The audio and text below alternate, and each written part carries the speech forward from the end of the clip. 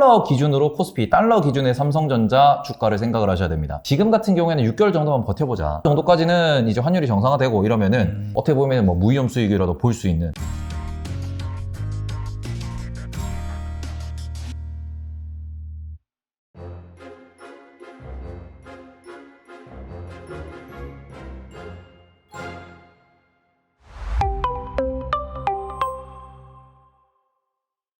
네, 테이번이 모셨습니다. 안녕하세요. 안녕하세요. 네. 그 약간 흉흉한 소문이 있던데. 어떤 소문이요? 테이번님이 나오는 날엔 주가 하락한다. 오늘 하락하고 있어요, 진짜.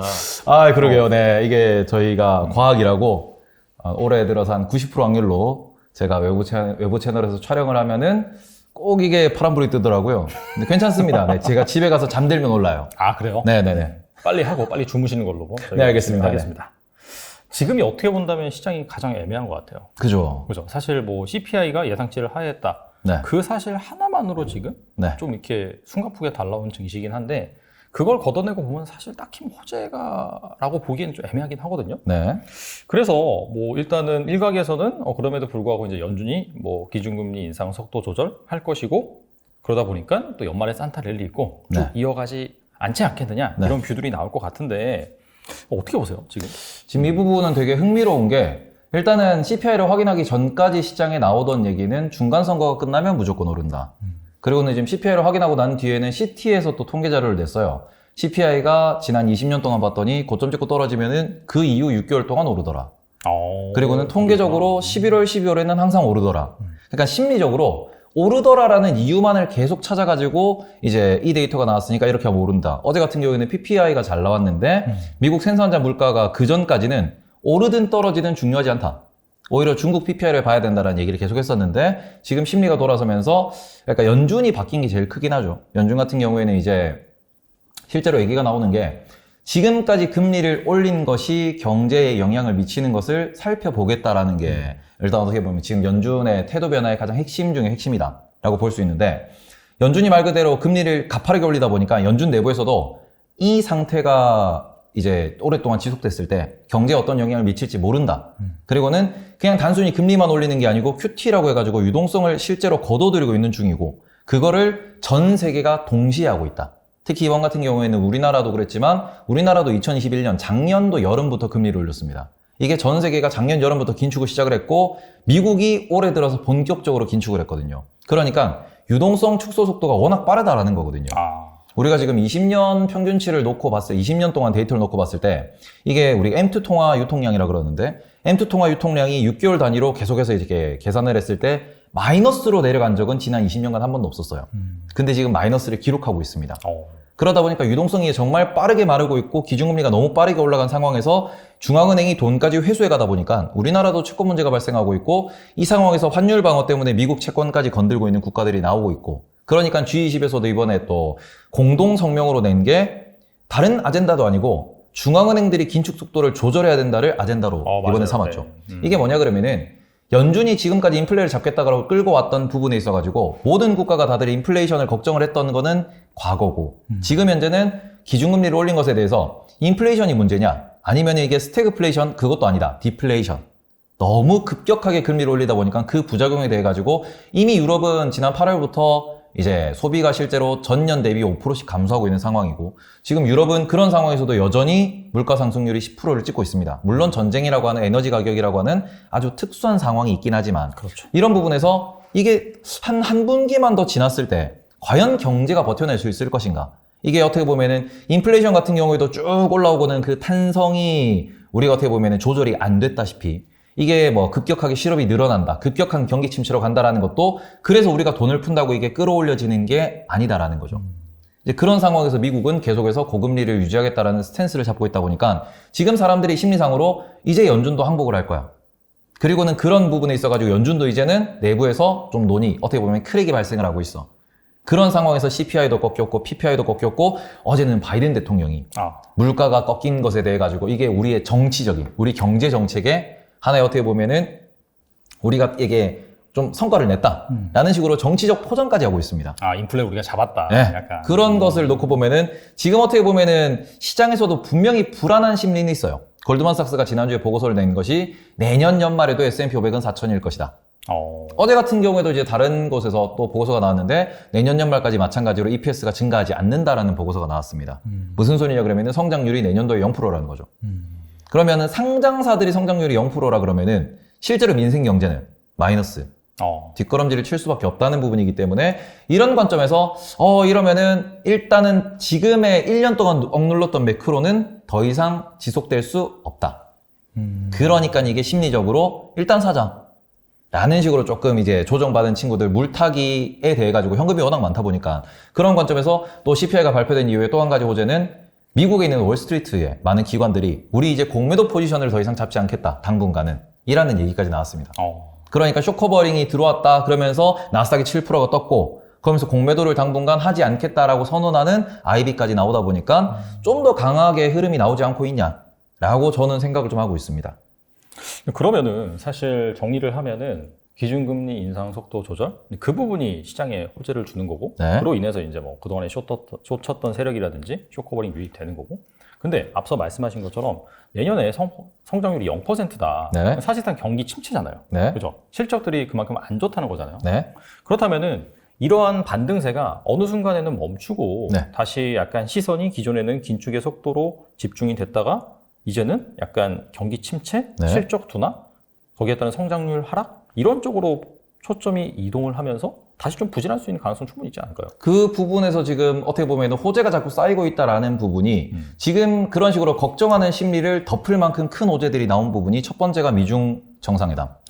거기서 일단은 시진핑도 3년임에 성공을 하면서 내치를 좀 중시해야 되는 그런 상황이니까 외부적으로 뭔가 좀 문제를 일으킬 수가 없다라고 볼 수 있고 그 상황에서 지금 미국 같은 경우에도 상원이 민주당 승리로 갔습니다. 하원도 공화당이 이길 거라고 예상은 되고 있지만 그래도 몇 석 차이가 안 날 거다. 말 그대로 바이든이 정치적 파워를 지금 가지고 있는 상황이에요. 그러니까 미국의 정치가 흔들린다 그러면 오히려 외쪽, 그러니까 중국을 때리면서 좀 더 결집하는 거를 원했겠지만 오히려 지금 미국 내부에서는 오히려 민주당이 잘했다. 트럼프가 이번에는 괜히 나섰다. 라는 얘기가 나올 만큼 공화당 쪽이 졌다라는 의견이 지배적이니까 이런 관점에서 미국도 딱히 뭔가 좀 급박한 액션을 취할 필요가 없다라는 거죠. 그러니까 미국과 중국이 만나가지고 지금 현상 유지를 합시다. 라는 식으로 딱 선을 그은 부분이 그러면 변한 게 없거든요. 그리고는 미국과 중국의 정상이 실제로 만나서 손을 잡고 얼굴을 맞대고 얘기를 했는데 변한 게 없다? 그러면 미중 무역 분쟁은 2018년 그 이전 오바마 정권부터 이어져 오던 이 시나리오가 딱히 지금 당장 급변할 게 없다라는 거죠. 그런 상황에서 이번에 썰틴애플을 까봤더니 TSMC를 워렌 버핏이 샀습니다. 그러다 보니까 워렌 버핏이 살 만큼 지금 저렴하고 가치적으로 이 기업이 괜찮구나. 괜찮은 건 모두가 알고 있었는데 언제 살까요? 라는 시그널이 계속해서 나오고 있는 상황에서 바닥은 다지고 있었는데 이 바닥 다짐이 워렌 버핏이라는 큰 손이 이 정도면 괜찮다라고 하고 들어오기 시작을 했구나. 그러다 보니까 버크셔 해서웨이의 그 썰틴애플의 공시가 진짜로 어떻게 보면은 한국에는 상당한 호재죠. 그렇기 때문에 어제도 이제 반도체 소부장이 많이 올랐고 그동안 지지부진하고 언제 갈까? 도대체 언제 올라가냐라고 했던 반도체 소부장이 팡 뜨는 이유가 좀 됐다라고 생각을 하거든요. 약간 투심이 완전히 투심을 돌려 세우는 게 연준의 지표에 거기다가 큰 손들의 움직임, 거기다가 달러의 움직임까지. 그러니까 말 그대로 지금은 지표를 놓고 보면은 내년도 실적은 내년에 걱정을 하자. 지금 차트를 보면 S&P 500은 지금 20주 이평선 근처에 와 있는 상황이고 심지어는 나스닥은 200주 이평선 근처예요. 엄청나게 눌려있는 상황이다 보니까 지금 위로 적어도 10%는 열려있고 거기다가 기술적으로 봤을 때 이제 S&P 500이 전 고점이 4,300 정도 나오는데 네. 거기까지가 지금 4,000포인트니까 한 300포인트 남아있거든요. 한 10%, 7에서 10% 정도 남아있습니다. 나스닥도 지금 12,000까지는 열려있어요. 맞아요. 네, 기술적으로. 네. 그런 상황이니까, 기술적으로 보더라도, 거기까지 가는 게 내년 연말에 4천이라고 하더라도, 지금 이게 등락을, 이게 보이면서, 내가 뭐 손바뀜도 일어나고, 약간은 욕심을 부려도 되는 상황이지 않냐. 라는 심리 때문에, 물론이 이제 좀 올라가가지고 4,100, 4,200 가면은 또 안 좋은 얘기 나오고, 그때마다 공매도가 쌓이고, 이제 풋옵션 거래가 늘어나고 이럴 텐데, 일단 지금은 심리적으로, 이제 올라가자라는 심리가 매우 강한. 그리고는 또 한 가지 우스갯소리는 월스트리트에 있는 트레이더들이 내년도 계약을 위해서 수익을 쌓아야 한다. 연봉을 위해서 지금 이제 일자리가 걸려 있다. 그러면서 좀 더 이제 올라가려는 심리를 부추기고 있다. 이런 얘기도 조금 나오고는 있습니다. 그럼 결과적으로 종합을 해보면 네. 기술적으로 좀 열려 있고 지금 사실 내년에 물론 성장률 둔화 이슈는 있긴 있지만 그건 내년 이슈고 네. 지금은 호재 거들이 좀 쌓이긴 하니 일단은 산타랠리 가능성을 좀 높게 보시는 거네요. 네. 근데 우리나라 같은 경우에는 사실 네. 미국 증시보다 좀 빠르게 올랐잖아요. 네. 저점이 한 코스피 기준 2137 정도로 알고 있고 네. 거의 한 2500까지 올라왔는데 네. 여기에서 많이 더 갈 수 있을까요? 어떻게 보세요? 그러니까 지금 네. 우리 코스피 차트를 열어서 확인해 보시면 아시겠지만 코스피 차트가 2100까지 이렇게 내려갔죠. 네. 2100대까지 내려갔다가 지금 쭉 반등 줘가지고 2500을 못 가고 있어요. 근데 지금 이걸 차트를 열어보셨을 때 위에 뭐가 막혀 있냐 그러면은 정확하게 200주선이 코스피를 닫고 있습니다. 이걸 넘어서 200주선을 뚫고 올라가야 2500을 우리가 25층을 확인할 수 있는 상황인데 그러면은 좀 더 이제 매크로 환율이라든지 매크로 상황이 좀 더 좋고 미국도 지금 S&P 500이 어제도 4000위로 올라갔다가 떨어졌고요. 그제도 4000위로 올라갔다가 떨어졌어요. 지금 S&P 500은 4000 그리고 한국은 200주선 그 다음에 나스닥 같은 경우는 지금 100일선에 눌려 있습니다. 기술적이라고 말씀드리는 건 뭐냐 그러면은 이 정도면 충분히 저렴해. 저렴한데 올라는 가고 싶은데 올라갈 때마다 이평선이 하나씩 걸리고요. 그걸 뚫으려면 그만큼 좋은 호재가 있어야 되는데 어제 같은 경우에는 PPI에 월마트라는 호재가 있으면서 실제로 4000위로 올라갔습니다. S&P 500이. 그래가지고 이 정도면은 이제 우리나라도 이제 우리 이제 2500, 코스피 2500 갈 수도 있겠다라는 생각을 했는데 밤사이에 좀 러시아 이슈가 터지면서 그렇죠. 결국 종가는 3990 얼마로 끝났거든요. 4000을 못 찍었어요. 이제 이런 부분들이 말 그대로 지금 심리에 의해서 움직이는 시장이기 때문에 이제 지수 단으로 보고 대형주 단으로 보면 여기서는 우리가 조금 포지션을 줄이는 타이밍이 돼야 된다. 말 그대로 기술적 분석으로 접근하는 시장이니까 우리도 기술적으로 접근했을 때 그냥 우리나라 코스피 대형주 같은 경우에는 코스피 지수를 보고 200주선 위로 올라갈 확률이 조금 낮다라고 하면은 그러니까 지금 펀더멘탈은 안 좋은 게 맞으니까 그런 상황에서는 조금 비중을 줄이고 차라리 이럴 때는 이제 심리가 좋아졌으니까 그러면은 대형주가 안 가더라도 중소형주가 팡팡 튈 수 있죠. 그게 어떻게 보면은 이제 가장 중요한 지금의 이제 2022년 하반기에 가장 중요한 아이디어인 바닥을 확인했다. 그러니까 지금은 사도 된다라는 그런 심리가 시장에 좀 들어오고 있고 이게 가장 어떻게 보면은 지금 시장을 이해하는 중요한 포인트지 않나라고 말씀을 드리고 싶습니다. 결과적으로 우리나라 증시 같은 경우에는 지금 기술적으로 좀 저항선이 네. 좀 크게 자리 잡고 있으니까 이걸 사실 한 번에 돌파하기가 힘들잖아요. 네. 엄청난 호재가 나와야 되는데 그 엄청난 호재라는 것은 사실 방금 뭐 얘기를 나눴던 단순히 뭐 금리 인상 조절 그다음에 뭐 미중 뭐 정상회담에서 뭐 긍정적인 나온 얘기인 거 그 플러스 실적이라든지 뭔가 성장이 팍팍 나와줘야 되는데 그죠. 그 부분은 아직 나오지 않고 있으니 네네. 약간 돌파라든지 그런 시도를 하긴 하지만은 계속해서 이제 딱 돌파하려다가도 다시 내려오고 네. 그런 공방이 좀 상당 기간은 좀 필요할 것이다. 그렇게 이제 보시는 거네요. 돌파를 하려면은 진짜 심리가 아주 강해져야 됩니다. 그러니까 워렌 버핏의 이야기도 그렇고 미국의 PPI, 월마트의 실적 이런 부분들이 좀 심리를 자극하면서 이 위를 욕심이도 될까라고 했는데 그게 어떻게 보면은 어제 러시아 폴란드 사고 때문에 그 부분이 조금 이제 좀 이렇게 뚫지 못했다라는 부분이 조금은 여기까지인가? 라는 의문으로 지금 연결되고 있는 상황이지 않나라고 생각은 하는데 저는 이 상황에서 올해 연말까지는 계속 이런 시도, 이런 그 위로 올라가려고 하는 힘들이 반복될 것이다. 그러니까 우리가 뭐 대세 상승 구간이라고 보기는 어렵지만 밀리면 사자 하면서 조금은 좀 박스를 줄여나가는 게 연말까지의 움직임이지 않을까. 거기에서 이제 중요한 거는 국채 시장이 얼마나 안정적으로 움직이느냐.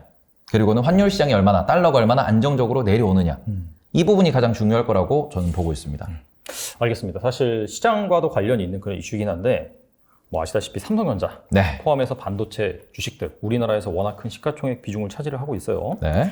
최근에 상당히 좀 많이 반등을 했죠. 삼성전자 같은 경우에도 5만 한 1,000원까지 빠졌다가 최근에 6만 원을 넘기면서 네. 약간 좀 자연스럽게 안착하는 모습이고 방금 말씀하셨다시피 워렌 버핏이 TSMC 주식을 샀단 말이죠. 네. 그런 부분은 또 이제 반도체 바닥이라든지 그런 네. 기대감을 키우는 부분인데 어떻게 보세요? 지금 빠르게 좀 반등을 하긴 했는데 삼성전자가 여기에서 더 갈 수 있을지 사실 업황 관점에서 보면 3분기부터 본격적으로 꺾였잖아요. 네. 4분기 안 좋고 그다음에 기저효과로 인해서 뭐 기고효과라고 할 수도 있겠죠. 분명히 내년 상반기까지는 안 좋을 가능성이 높은데 네. 여기서 더 갈 수 있을지 좀 네. 궁금하거든요. 지금 일단은 작년부터도 계속 얘기했던 게 삼성전자 쪽은 내년 되면은 돌릴 거다. 그게 내년 3분기냐 2분기냐 그걸 모른다. 네. 이런 얘기는 계속 나왔었는데 그 시기가 조금 당겨졌다 혹은 바닥을 확인했다라는 부분에서 매수 심리가 자극되고 있다라고 생각은 하고 있고요. 이 부분이 조금 복합적으로 생각을 하셔야 되는 게 첫째는 달러 기준으로 코스피, 달러 기준의 삼성전자 주가를 생각을 하셔야 됩니다. 네, 왜냐 그러면은 우리나라 기준에서는 이게 96,000원에서 51,000원 간 거니까 반토막이 안 났어요. 근데 그거를 환율로 이제 재해석을 해보고 달러, 그러니까 미국 투자자 입장에서 삼성전자 하이닉스 주가를 보면은 50% 이상 박살이 났거든요. 그렇죠. 이제 그런 관점으로 놓고 보면은 마이크론이랑 똑같이 움직이고도 있는데 이게 우리나라는 환율이라는 부분이 좀 더 껴있다 보니까 네. 그러면 외국인 입장에서는 박살이 조금 심하게 난 부분이고 그래서 바닥에서 급하게 돌렸다. 그리고 이 과정에서 또 한 가지 호재라고 볼 수 있는 게 아무래도 시진핑 3년임의 여러 가지 이벤트들이 이제 좀 터졌죠, 동시에. 그러면서 중국을 매도하고 한국을 매수한다. 그런 관점에서 환율이 지금 우리나라 한중일, 동아시아 중에서는 우리나라 환율이 제일 좋습니다. 제일 많이 올랐다가 제일 많이 빠지고 있어요. 지금 이게 어떻게 보면은 저는 많이 올랐다라고는 생각을 안 하는 게 왜 그러냐 그러면은 이제 2020년부터 유로와 원화의 움직임을 같이 놓고 차트를 그려보면은 이제 코로나 터지기 직전 후의 움직임을 보시면은 우리나라가 1,400원대 중반까지 갔을 때 유로화가 실제로 0.96까지 떨어졌습니다. 근데 그 폭이 퍼센트가 비슷해요. 그러니까 우리나라랑 위안화나 우리나라랑 엔화를 놓고 보면은 한국 원화가 조금 더 많이 약세지 않았냐 이런 식으로 볼 수 있는데 이거를 글로벌 스탠다드 기준으로 유로화랑 원화랑 같이 놓고 봐버리면은 대충 비슷해요, 움직임이. 근데 지금 이제 유로 같은 경우에는 1.03입니다. 근데 우리나라는 1,313원까지 떨어졌어요. 네. 근데 이렇게 움직이는 게 최근에 유로화 대비로 우리나라가 훨씬 강세를 보이고 있는 거고 그런 관점에서 지금 그 구간 동안 위안화가 7.3에서 7.0까지 떨어졌고요. 그리고는 엔화 같은 경우에는 150에서 140까지. 그러니까 얼마 안 떨어졌거든요. 우리나라만 엄청나게 100원 이상 강세를 보인 거는 확실히 이거는 수급에 문제가 조금 있었다. 수급 덕분이다. 라는 건데 그 수급이 중국 매도, 한국 매수. 거기다가 반도체 바닥론까지 같이 나오면서 좀 더 강한 흐름이 만들어지지 않았나. 그러니까 여기선 우리가 조금 조심해야 되는 게 그럼 여기에서 만약에 외국인들이 이제 단기적으로 차익 실현을 한다라고 했을 때 제가 오늘이라고 생각을 하는데 네. 외국인들이 단기적으로 차익 실현하면은 뭘 먼저 팔 거냐? 가장 최근에 많이 가장 많이 오른 한국을 팔게 될 것이다. 이제 그렇기 때문에 우리나라가 지금 차트상으로도 조금 눌려 있고 그러면은 심리가 우리나라가 매도가 터지면은 글로벌이 조금 조정받고 다시 올라가는 이런 모양새를 보이겠죠. 이제 그런 부분에서 우리나라가 항상 얘기하는 게 ATM이다라는 얘기가 나오는 것도 우리나라가 제일 먼저 민감하게 반응을 하는 것도 맞는데 특히 이번에는 우리나라가 가장 강하게 돌리고 중국 매도, 한국 매수라는 그 이슈 플러스 이게 뭐 연준의 CPI에 모든 게 다 붙으니까 한국이 제일 강하게 올랐고 그러면 조금 더 한국도 조정을 받고 이런 게 좀 있을 수 있다라고 생각은 하는데 일단 삼성전자가 주가에 가장 큰 영향을 받는 부분은 메모리 시장입니다. 근데 메모리가 지금 이것도 호재라고 볼 수 있는데 내년 1월 10일이죠. 이 10며칠 날 사파이어 레피즈가 나올 것이다. 인텔에서 그 얘기가 나왔습니다. 물론 이게 수율이 잡히고 안정화가 되려면은 적어도 한 6개월은 걸린다라고 볼 수 있는데 그때 제품을 출시하겠다라고 하면은 내년도에 진짜 DDR5가 깔린다라는 거죠. 지금까지 2018년부터 낼 겁니다 준비하고 있습니다라는 얘기가 드디어 2013년도 5년 만에 출시가 되는 거고 내년 연말 되면 진짜 이제 DDR5에 대한 수요가 많이 늘어나겠네. 그럼 그 수율이 잡혀가는 과정에서 DDR5도 실제로 이제 매출이 많이 일어나고 가격 안정화도 되고 DDR4에서 DDR5로 넘어가는 그리고는 서버들이 DDR4에서 DDR5로 교체 수요가 발생하는 그러면 이게 또 기대감으로 작용할 수 있기 때문에 이 부분도 우리나라의 특히 D램 관련된 친구들한테는 좀 더 호재가 되지 않나. 그러다 보니까 삼성전자가 이제는 다시 5만원 중반대까지 이렇게 밀릴 이유는 별로 없다. 진짜 말 그대로 전 세계 시장이 막 채권이 흔들리고 막 미국 국채가 이렇게 흔들리면서 지수 전체가 조정을 받는 게 아닌 이상은 삼성전자가 이제 5만원 중반대까지 밀릴 이유는 딱히 없지 않나 라고 이렇게 볼 수 있을 것 같습니다. 그러면은 뭐 사실 지금 여기에서 단기간에 뭐 큰 조정이라든지 그런 부분은 뭐 가능성이 좀 낮고 이대로 약간 좀 횡보를 하다가 결과적으로 이제 업황 턴 본격적으로 약간 좀 뭐 경기 선행 지수가 좀 돌아서고 확실히 경기가 다시 뜨거워진다는 그런 시그널이 나오면은 위로 가겠네요. 그러면. 네. 지금 반도체 같은 경우는 실제로 경기 선행 지수를 말씀해 주셨는데 지난 20년간 데이터를 보면은 OECD 경기 선행 지수에 따라가는 측면이 좀 강하기 때문에 그런 부분 놓고 보시면은 이번 주에도 아마 미국 경기 선행 지수가 발표가 될 겁니다. 미국과 OECD 경기 선행 지수를 보면서 지금 바닥을 찍었다라는 얘기는 많거든요. 문제는 유럽이긴 한데 유럽 역시도 에너지 가격이 조금 지금 이번 겨울이 따뜻할 거다 이런 얘기도 나오고 있고 에너지 사용량이 줄어든다라는 얘기도 나오면서 이번 겨울만 넘기면 이라는 얘기가 좀 나오고 있으니까 희망적인 얘기가 나오고 있으니까 그러면은 지금 뭐 내년 2분기에 돌린다 그러면은 지금부터 사놓고 6개월을 버티자라는 그런 심리는 충분히 나올 수 있지 않나. 네, 그런 것 때문에 좀 과하게 올랐고 지금 아마 5만 원대에 매수를 하신 분들은 매도를 하고 싶은 좀 이렇게 욕구가 많이 올라올 수 있는데 그런 관점에서는 더 떨어지면은 더 살 수 있는 분들은 매도하는 게 맞고 그게 아니면은 지금 같은 경우에는 6개월 정도만 버텨보자.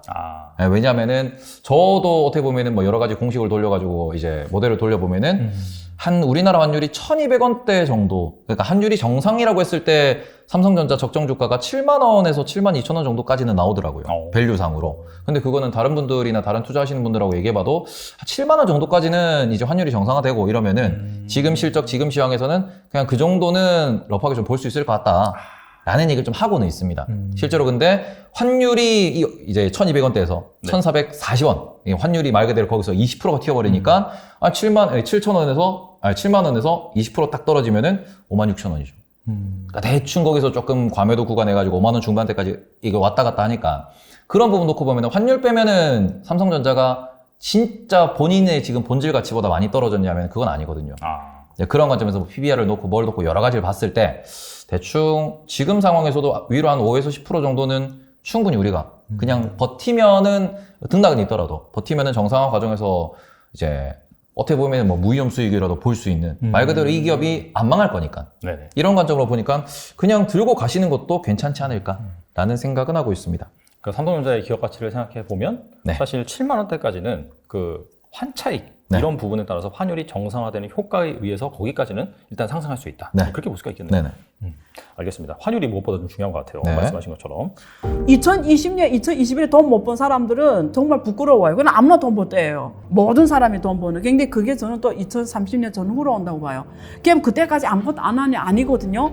그때 왔는데 여러분 준비를 안 하고 있으면 못 잡아요.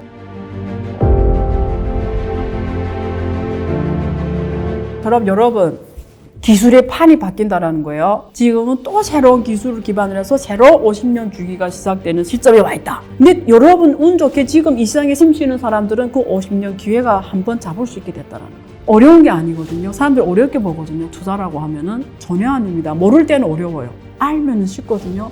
근데 이런 얘기를 누가 해주네 안 해주네에 따라 하늘과 땅 차이입니다. 그런 얘기를 해줄 거예요. 98년에 구글, 애플, 중국의 알리바바, 텐센트, 아마존 이런 기업들처럼 그 시작점이다 지금. 그런 사람들이 2.5% 안에 있는데 maybe 당신이 그 2.5% 들 수가 있다. 그런 시야, 인사이트를 주는 시간이 되도록 제가 하려고 하는 겁니다.